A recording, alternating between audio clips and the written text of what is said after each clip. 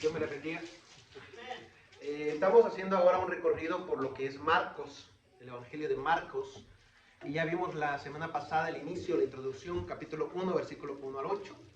Y vamos a estar hablando acerca del bautismo de Jesús y la tentación de Jesús, que se encuentra en capítulo 1, versículo 9 al 13. Sí, capítulo 1, 9 al 13 de Marcos nos va a estar hablando sobre o acerca de lo que es el bautismo de Jesús. Ahora, dice el versículo 9, y sucedió en aquellos días que Jesús vino de Nazaret de Galilea y fue bautizado por Juan en el Jordán. Ahora, aquí van a surgir varias preguntas, ¿no? Una de ellas es, ¿por qué razón fue bautizado si es el Hijo de Dios? Es una pregunta que la gente suele hacer, o que algunas personas se han hecho por mucho tiempo. ¿Por qué razón bautizaron a Jesús si él no necesitaba perdón de pecados, ni tampoco necesitaba arrepentirse de nada? Bueno, un autor de los primeros siglos, llamado Juan Crisóstomo, dice, fue bautizado para que se hiciera manifiesto a todos, para que creyeran en él. Ahora, ¿a qué se refería este autor? Cuando uno va al Antiguo Testamento, uno encuentra cómo los sacerdotes y cómo los profetas llegaban a ser lo que eran. Es decir, el pueblo sabía que ellos eran el sacerdote escogido.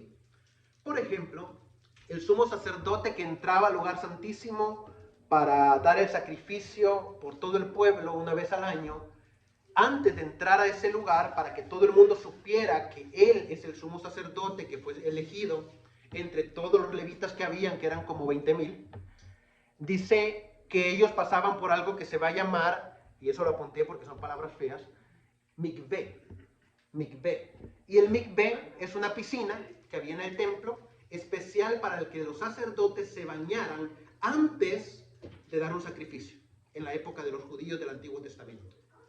Entonces, antes de entrar allá, al lugar santo, al lugar santísimo, pasaban por estas aguas, y no era que se bañaban y ya, nomás me metí y salí, no. Se zambullían como 15 veces ahí, volvían a entrar, volvían. La idea era purificarse, dice, de todo lo malo que traían de afuera. ¿Por qué? Porque el sumo sacerdote primero mataba las ovejas y corderos que eran traídos para el altar. Él los mataba, él los prendía en fuego, pero luego tenía que pasar al lugar santísimo y no podía pasar cubierto de sangre. Entonces se tenía que bañar. Entonces todo el mundo sabía que el sumo sacerdote había sido escogido cuando se bañaba. Entonces este autor va a interpretar el bautismo de Jesús y dice, fue bautizado no porque lo necesite, no porque necesite arrepentimiento, sino para que todo el mundo sepa que ya está listo para su ministerio, para su trabajo, para su misión.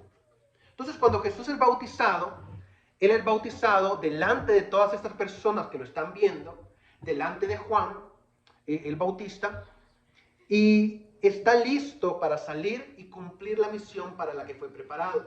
Misión que en Lucas encontramos cuando él se pierde de sus padres, en Mateo, él se pierde de sus padres y dice que los padres lo encuentran en el templo al niño de 12 años platicando con los rabinos y con los escribas y le preguntan, ¿qué haces aquí? Y la respuesta de Jesús es, tengo que estar en los negocios de mi Padre. Estaba discutiendo con los fariseos, con los escribas, con los sacerdotes acerca de la ley. Un niño de 12 años de esa época. Dice, y él estaba enseñándoles. Y dice él, tengo que estar en los negocios de mi Padre. Jesús desde pequeño conoce esa misión, pero ahora, a los 30 años que él se bautiza, está listo para presentar la misión que él trae como Mesías al mundo. Entonces, él se prepara de esta forma. Y luego, en este momento que estamos teniendo de bautismo, van a ocurrir varias cosas. Y cada una de estas cosas tiene un mensaje para nosotros. ¿Sí? Lo primero es, el Espíritu se posa sobre él. Es una cosa bien llamativa que aparece en este pasaje. Dice que el Espíritu Santo desciende como paloma y se asienta sobre Jesús. Ahora, ¿cómo ocurre esto? Dice el versículo 10. E inmediatamente al salir del agua, vio que los cielos se abrían y que el Espíritu como paloma descendía sobre él. Aquí hay dos cosas. El cielo se abría y el Espíritu descendía. ¿Qué significa esto? Cuando el cielo se abre, el mensaje que se está dando acá es la conexión que va a tener Dios con Jesús para el ser humano. No sé si recordamos, pero en el Antiguo Testamento es Moisés la única conexión que hay entre el pueblo de Israel en el desierto y Dios, ¿sí? Y aún así, dice la palabra de Dios, Moisés nunca pudo ver a Dios cara a cara. Pero luego el Nuevo Testamento nos dice, el Hijo es el único que ha visto a Dios. Y quien ve al Hijo, ve al Padre. Porque el Padre es manifestado en el Hijo. Entonces, ¿qué nos está diciendo este versículo?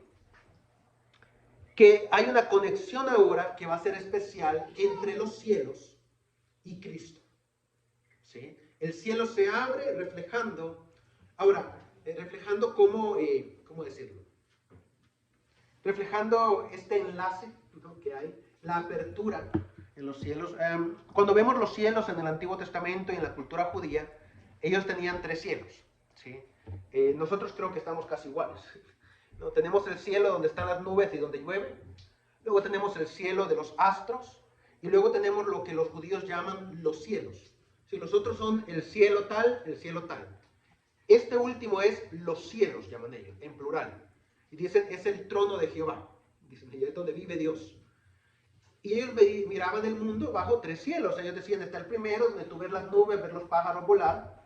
Luego está el segundo cielo, decían ellos, donde está el sol y las estrellas. Allá no podemos llegar muy cerca.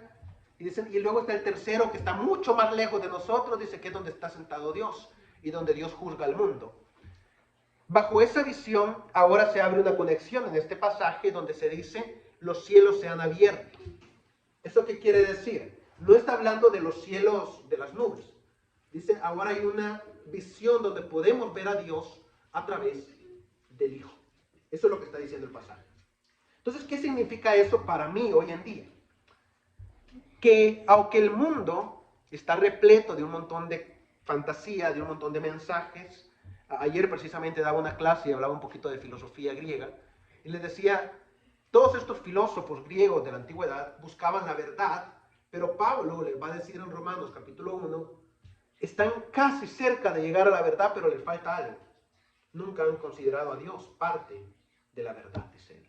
No, ven la verdad, dice, en la naturaleza, ven la verdad en los árboles, ven la verdad en el ser humano, pero se les ha olvidado, dice Pablo, que lo que nosotros encontramos en la naturaleza, en el hombre, es la revelación de la ley de Dios.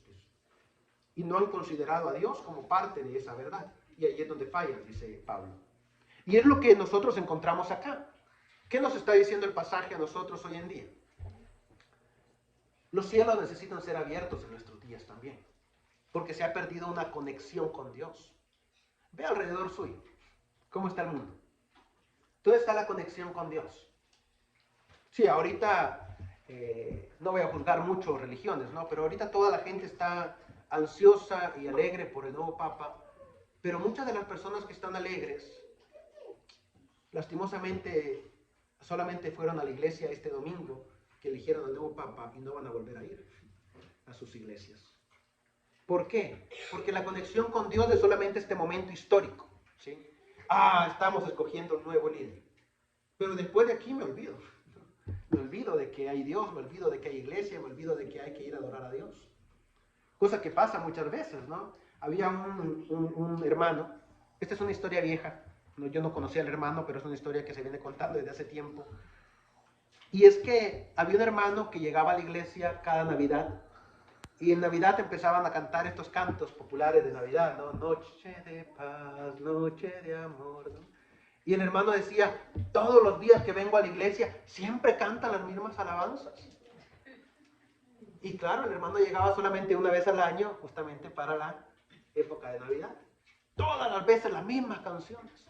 Ahora, esto es una realidad. La conexión con Dios se ha perdido, porque hoy en día nosotros vemos la conexión con Dios por encima, en lo superficial, ¿sí? Si por fuera parezco cristiano, entonces soy cristiano y soy hijo de Dios. Pero luego vemos el corazón de las personas. Esta semana me tocó hacer un escrito para la universidad, en el cual me dijeron, valora una crisis que esté pasando. Y yo dije, la violencia intrafamiliar en la iglesia. ¿Sí? En la iglesia. ¿Por qué? Porque los hermanos van a la iglesia, adoran a Dios, pero en la casa se están agarrando del pelo y se están tirando al suelo y se están golpeando entre ellos. Y las parejas se van deteriorando. Pero el domingo somos cristianos, ¿no? La conexión es solamente por encima. Entonces, ¿cuál es el mensaje para mí a través de la apertura de los cielos? Es necesario que los cielos se abran delante de nosotros y podamos conectarnos de nuevo con nuestro Dios a través de Cristo. No solamente por encima, no solamente decir soy cristiano, no solamente decir parezco cristiano, sino decir estoy tratando de conectarme realmente con mi Señor. Si estoy tratando de vivir una vida donde yo diga verdaderamente estoy tratando de caminar con Dios. Primero Dios, cuando Dios venga, dice uno, me encuentre caminando bien y no me encuentre por otros lugares, ¿no? La idea es esa. Luego dice el texto que el Espíritu Santo descendió como paloma sobre el Señor. No sé si usted se ha puesto a pensar qué hubiera sentido usted al ver eso, ¿no? De repente los cielos se abren y se hace una gran luz y ve descender algo sobre el que se acaba de bautizar ahí en el río. ¿Qué significaba este descenso de la paloma, del Espíritu Santo? Lo que está reflejando acá es la unción de Dios. En el Antiguo Testamento, el ungido del Señor, téngase entendido como ungido los reyes, los sacerdotes, muchos de ellos, antes de cumplir su misión, ejemplo de esto, el rey David al momento de ser escogido como rey, va a hacer una cosa. Samuel va a llegar donde él y le va a colocar aceite en la cabeza y le va a decir, ha sido escogido por Dios como el ungido. El ungido quiere decir, ahora a ti te toca hacerte cargo del reino en nombre de Dios. Entonces, cuando el Espíritu desciende sobre Jesús, lo que se está confirmando a todos los que están ahí presentes es que ese es el escogido del Señor para salvar al mundo. Este es mi Mesías, este es mi ungido, este es el que viene a sanar al pueblo. ¿Qué es lo que encontramos hoy en día? ¿Quién es el ungido hoy en día? Cualquiera. A cualquiera le ponen el título de ungido, ¿no? Cualquiera es el Mesías hoy en día. Si usted va a cualquier lado y surge alguien por ahí predicando y resulta que yo soy el descendiente de Jesús, y uno dice, por favor, no hay que tomar títulos que no nos corresponden. Pero hoy en día la religión ha caído en eso, ¿sí? Cualquiera es el ungido del Señor, cualquiera es el escogido. Entiéndase escogido como el que viene a salvar el mundo, no como predicador, no como profeta, no eso, sino el que viene a salvar el mundo. Cada cierto tiempo sale alguno diciendo, es que el Señor se ha encarnado en mí. Vea el caso de José Luis Miranda en Puerto Rico y su esposa, que siguió después de ella. Dicen que son Cristo encarnado. Y predican eso y usted dice, o sea, eso no debería ser así. Surge fulanito y sutanito por allá. Ahorita en Medio Oriente anda esa bulla de que ha venido un nuevo Mesías para el Islam. Y sale ahí un hombre predicando. Ahora cualquier persona aparece y se hace llamar Mesías. Cosa que aparece también en la época de Jesús. Dice en Hechos capítulo 7 que Pedro y Juan andaban predicando, los agarraron y se menciona a Judas Tadeo. Judas Tadeo es el discípulo. Se menciona a un Judas Galileo que dice que se levantó diciendo que era el Mesías, y dice el Gamaliel, rabino en Hechos 7, dejen que Juan y Pedro prediquen. Si el que predica realmente es el Mesías, eso va a perdurar. Pero si lo que ellos predican no es del Mesías o no es de Dios, va a pasar lo mismo, dice Gamaliel, y ahí menciona a Judas Galileo. ¿Qué pasó con Judas Galileo? Quien dijo que era Mesías, se levantó, pero cuando se murió, dice, todos los discípulos que lo seguían se perdieron y desaparecieron. Nunca más hicieron ruido. Así que deja que Juan y Pedro sigan predicando. Si esto es de Dios realmente, va a perdurar, dice Gamaliel. Y hasta el día de hoy todavía se sigue hablando de Cristo, no de Jesús. Entonces perduró. Pero esa sabiduría de saber quién es el Mesías se da acá. Dice que los cielos se abren delante de toda esta gente que lo está viendo y desciende el Espíritu sobre él, confirmando que él es el ungido del Señor. Ahora, ¿qué significa eso para mí? Que no puedo ir a buscar salvación en ningún otro lado, por más que me la vendan, ¿no? Si usted quiere ser sanado, ¿no?, compre agüita del río Jordán. Por más que me vendan eso, no voy a poder encontrar salvación en ningún lado, más que en la sangre del Cordero que fue crucificado por mí. ¿sí? Y eso es lo que me está diciendo este pasaje. Fue escogido por Dios. No por hombres, no por Juan el Bautista. No, el Espíritu Santo descendió sobre él, mostrándole al mundo, este es mi Hijo. Y luego encontramos esas palabras. Dios se complace en él. Para que vea que la confirmación no es solamente el Espíritu, sino que ocurre algo más sorprendente todavía. El versículo 11 dice así. Y vino una voz de los cielos. Ya dijimos, los cielos en hebreo se refiere al trono de Jehová, al trono de Dios. No se refiere a los cielos que nosotros vemos aquí de las nubes. Es decir, la voz no vino de las nubes, vino del trono de Jehová. Y dice que decía, tú eres mi Hijo amado, en ti me he complacido. ¿Qué significaba hijo amado? ¿No? Esto es lo primero que tenemos que entender.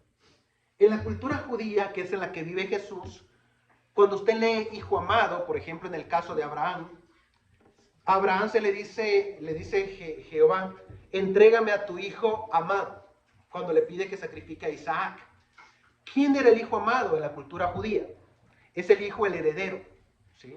Ese es el hijo amado. Se oye feo, ¿no? Si usted tiene más de un hijo, se oye feo, ¿no? ¿Quién es el hijo amado? No, este. Pero eso se refería a que él es el heredero, el que va a heredar todo lo que el padre tiene, o por lo menos la mitad, si hay más hijos. Pero en este caso, el texto nos dice a nosotros que Dios solamente tuvo un hijo. Dice, el unigénito de Dios. ¿Eso qué quiere decir como hijo amado?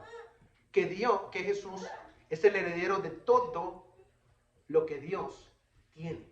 Y como heredero, a él le corresponde, como dijo Jesús cuando era niño y hablaba con los sacerdotes, estar en los negocios de su padre.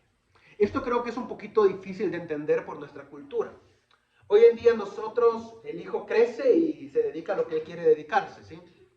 Pero cuando vamos, por ejemplo, a la cultura coreana, que para mí es bastante tóxica en ese sentido, perdónenme que lo diga, el hijo, si el padre tiene un hospital y el padre es doctor, y esto es algo que critican mucho los asiáticos porque dicen, los doctores de hospital son pésimos porque son herederos. Dice, o sea, ¿eso qué quiere decir? Fueron a estudiar medicina porque el padre era dueño del hospital y el padre necesitaba un heredero, dice, que se hiciera cargo de los negocios cuando él muriera. No porque a él le gustara la idea de estudiar medicina. Entonces terminaban trabajando así. Ahora, eso es en ese tipo de culturas, y es la cultura en la que vive Jesús. ¿Eso qué quiere decir? El hijo amado, el heredero, va a seguir los negocios de su padre. No puede desligarse de eso. Y a eso ha venido Jesús. Jesús dice muchas veces, yo no vengo a hablar lo que a mí se me ha ocurrido, dice él. Vengo a hablar lo que el Padre me ha dado que hable a ustedes. ¿Sí? Jesús dice, yo no vengo por mi cuenta, ¿sí? Todo lo que yo estoy diciendo, todo lo que yo estoy predicando, viene de arriba, no viene de mí. ¿Sí? Es por herencia, viene por parte de la misión. Luego dice en la siguiente parte, en ti me he complacido. Este es un mensaje para nosotros. Dios se complace en su Hijo amado. La pregunta que yo me tengo que hacer es, ¿Dios se complace en cómo yo vivo mi vida como hijo adoptado del Señor por medio de la sangre de Cristo? ¿Dios se complace de cómo vivo mi vida? Es una buena pregunta, ¿no? Y es algo que yo me tendría que estar preguntando cada día. Le digo a usted que usted lo pregunte, pero yo también me lo tendría que estar preguntando. ¿Dios está conforme con cómo Giovanni está viviendo su vida? ¿Dios está conforme en cómo Giovanni se levanta cada mañana maldiciendo al mundo, ¿no? Se levanta amargado, enojado, deseando que todo se acabe, o se levanta gozoso, diciendo, bueno, un día más del Señor, un día más que Dios me ha dado y voy gozoso a servirle.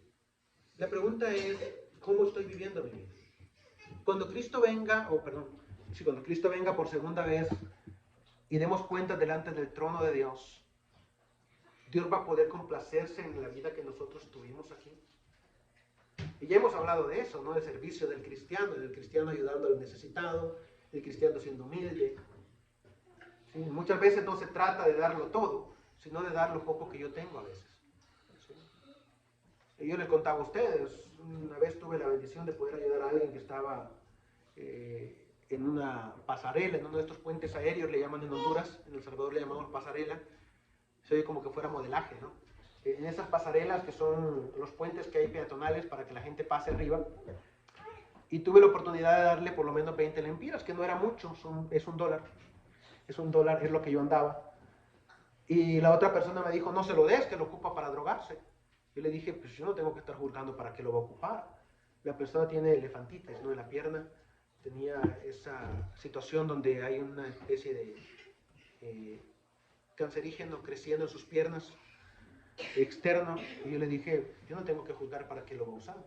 Sí, yo se lo di, ese fue mi trabajo, esa es mi misión como cristiano, ayudarle. Para lo que él ocupe después eso, yo cumplí mi misión. Ahora, la pregunta es, ¿Dios se va a complacer de nosotros cuando Él venga? Aquí el texto dice, se complacía en Jesús, en su Hijo amado. Se complacía en Él. Luego, dice el texto, que Jesús fue llevado al desierto para ser tentado allá. Ahora, ¿Jesús fue tentado para pecar? Y la respuesta es no, no fue tentado para pecar. El desierto, ya lo hemos hablado, es un lugar de purificación para el pueblo de Israel. Dice el versículo 12 y 13, enseguida el Espíritu le impulsó a ir al desierto y estuvo en el desierto 40 días siendo tentado por Satanás y estaba entre las fieras y los ángeles le servían. ¿Qué significa esto para nosotros? El desierto para el pueblo de Israel siempre ha sido dos cosas, bueno, tres. Puede ser un lugar de castigo, que es lo que no está pasando acá. Puede ser un lugar de purificación y un lugar de encuentro con Dios. Lo que usted escoja.